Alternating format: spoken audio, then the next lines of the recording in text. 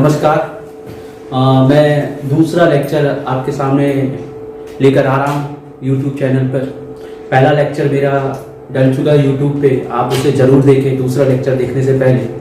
अभी जो मैं आपको पढ़ा रहा हूँ बेसिकली बेसिक्स पढ़ा रहा हूँ, खासकर वैसे स्टूडेंट जिसके मैथ्स बहुत ही कमज़ोर हैं उनके लिए पहले मैं काम कर रहा हूँ। फिर मैं धीरे धीरे लेवल में बढ़ाऊंगा। पहले मैं बेसिक लेवल पढ़ाऊंगा, फिर मैं मीडियम लेवल पढ़ाऊंगा, फिर मैं अपन हाई लेवल में जाएंगे। अभी अपन बेसिक्स ही पढ़ेंगे, उसके बाद कंपटीशन में एंट्री होगी।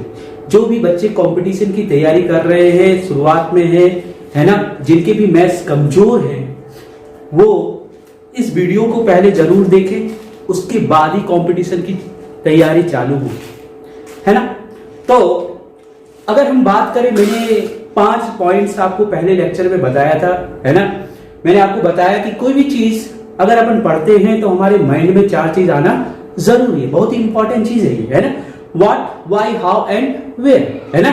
इसके बारे में मैंने आपको एग्जांपल्स भी बताए हैं कि किस तरीके से अपन सोच सकते हैं चीजों का, है ना। कोई भी क्वेश्चन अगर अपन करते हैं तो थॉट्स क्रिएट होना जरूरी है, तभी आप क्वेश्चन को सोल्व कर सकते हैं, है ना। तो अपन चलते हैं पॉइंट नंबर 6 में अपन कदम रख रहे हैं और अपन चीजों को समझते हैं। तो अगर मैं छठे पॉइंट्स की बात करूं तो अपन कोई भी चर अगर ले ले, कोई भी वेरिएबल ले या कोई भी कांस्टेंट यानी अचर अगर ले, अगर उसकी पावर 0 हो तो उसकी जो वैल्यू होती है वो क्या होती है, 1, है ना। अगर मैंने एक एग्जांपल आपको समझाया, जैसे x के पावर अगर मैंने 0 ले लिया तो इसकी जो वैल्यू होगी क्या होगी, 1, है ना। तो यहां पर x जो है वो क्या है, एक बेस का काम कर रहा है, यानी एक आधार है, और उसकी पावर क्या है, 0 है, तो उसकी जो वैल्यू होगी वो क्या होगी, 1 होगी, है ना। x जो है यहां पर क्या है, चर है, यानी एक वेरिएबल है। अगर मैं कांस्टेंट लूं यानी अचर लूं तो उसकी भी जो वैल्यू होगी वो क्या होगी, 1 ही होगी। जैसे अगर हम बात करें 3, 2, 5, 3 की पावर कितना, 0, तो इसकी भी जो वैल्यू होगी वो क्या होगी, 1। तो मैंने आपको इस पॉइंट में समझाया कि कोई भी चर, कोई भी अचर, कोई भी वेरिएबल, कोई भी कांस्टेंट अगर उसके पावर अगर 0 हो तो उसकी जो वैल्यू होगी वो क्या होगी, 1 होगी, है ना। तो अगर मैं कोई एक्स वाई ले लूं और इसके पावर क्या कर दूं, 0 कर दूं, इसकी भी वैल्यू क्या होगी, 1 ही होगी, है ना। अगर मैं एक्स वाई जेड ले लूं और इसकी पावर क्या कर दूं, 0 कर दूं, इसकी भी वैल्यू क्या होगी, 1 ही होगी। अगर मैंने एक्स अपॉन वाई में ले लिया और इसकी पावर अगर 0 रख दिया, इसकी भी वैल्यू क्या हो जाएगी, 1 हो जाएगी, है ना। चाहे वो फ्रैक्शन के फॉर्म में हो, चाहे वो इंटीजर के फॉर्म में हो, चाहे वो डेसिमल के फॉर्म में हो, अगर उसके पावर क्या हो, 0 हो, तो उसकी जो वैल्यू होगी वो क्या होगी, 1 ही होगी, है ना।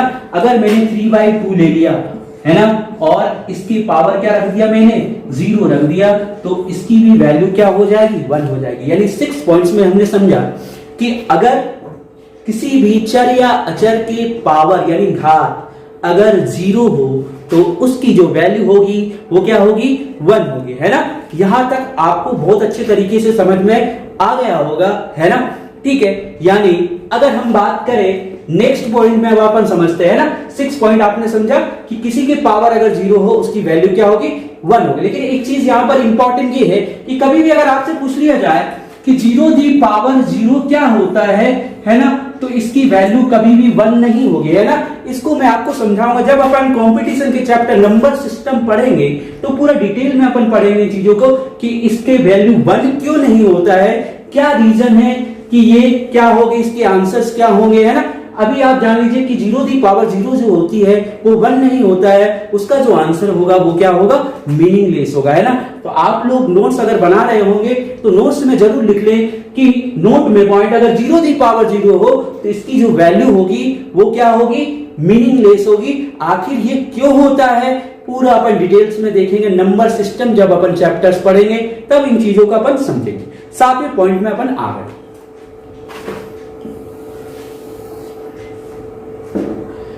अगर हम 7वें पॉइंट की बात करें,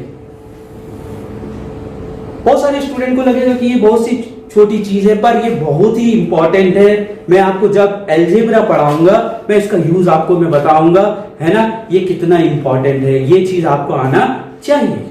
ठीक है, तो अगर हम बात करें 7वें पॉइंट में, किसी भी चर या अचर में जब 1 का गुना 1 का मल्टीप्लाई या 1 का डिवाइड करते हैं तो उस चर या अचर पर यानी वेरिएबल या कांस्टेंट पर कोई भी फर्क नहीं पड़ता है। ठीक है, देखते हैं कैसे। तो अगर बात करें, मैंने एग्जांपल में मैंने x लिया, तो अभी आप देख रहे हैं ये जो टर्म्स बना हुआ है वो क्या है, x है। अगर मैं इसी को अगर मैं आगे लिखूं, क्या मैं इसको x इंटू 1 लिख सकता हूं? लिख सकता हूं कि नहीं लिख सकता हूं, है ना, क्योंकि इस तरीके से लिख सकते हैं। क्यों?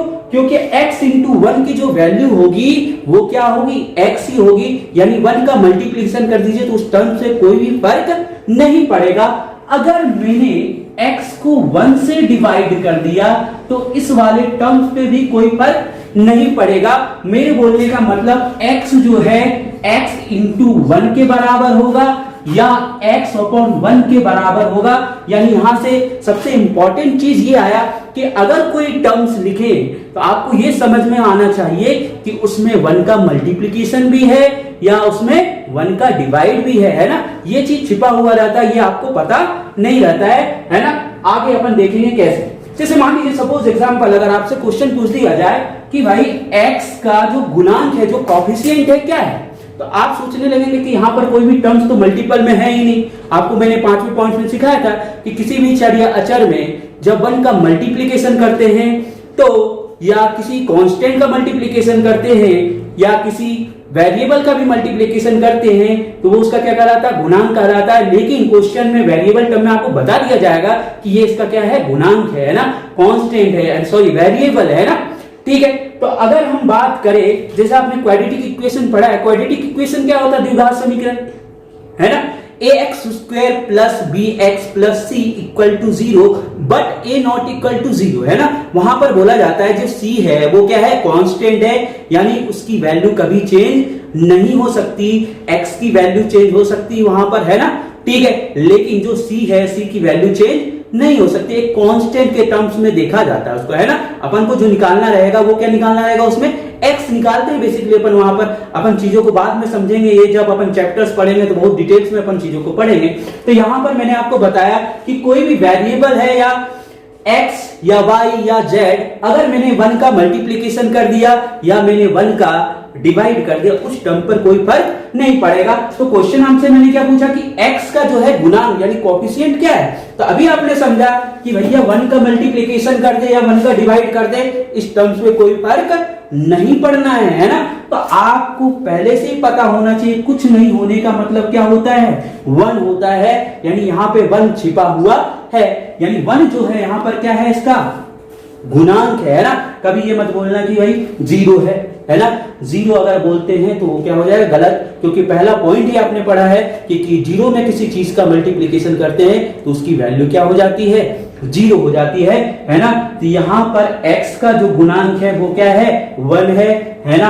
तो ये चीजें आपको यहाँ से बहुत अच्छे तरीके से समझ में आ गया होगा। अगर मैंने बोल दिया x स्क्वायर का गुणांक क्या है, तो आपका आंसर जो होगा वो क्या होगा, 1 होगा। क्यों? क्योंकि इसमें 1 तो मल्टीप्लिकेशन है, वो छिपा हुआ, वो आपको दिख नहीं रहा, लेकिन यहाँ पर 1 है ना। तो 1 जो है यहाँ पर x स्क्वायर का क्या होगा, गुणांक होगा। ठीक है, 7 पॉइंट आपके यहां तक क्लियर हो गए हैं। अब अपन बढ़ते हैं 8वें पॉइंट के तरफ। तो 8वां पॉइंट अपन जो देखे, 8 पॉइंट में देखें अपन जीरो के बारे में, जानकारी के बारे में सुने कि जीरो जो है ना ही क्या है, धनात्मक पूर्णांक है और ना ही क्या है, ऋणात्मक पूर्णांक है। Zero is neither positive integer nor negative integer. Clear है? चलिए अब 9th पॉइंट की तरफ अपन बढ़ रहे हैं। 9th पॉइंट में अपन देखेंगे 1 के डेफिनेशन के बारे में। 1 के बारे में भी आपको पता होना चाहिए। ठीक है, तो अगर हम बात करें 1 की, ठीक है, तो 1 का जो परिभाषा है वो ये है कि 1 ना ही क्या है, भाज्य संख्या और ना ही क्या है, अभाज्य संख्या है। यह केवल क्या है, एक विषम संख्या है, यानी ये क्या है, एक ऑड नंबर है। मतलब 1 ना ही क्या है, प्राइम नंबर है, ना ही क्या है कॉम्पोजिट नंबर है। यह केवल क्या है एक ऑड नंबर है। ये आपको 1 के बारे में पता होना चाहिए। Thank you so much.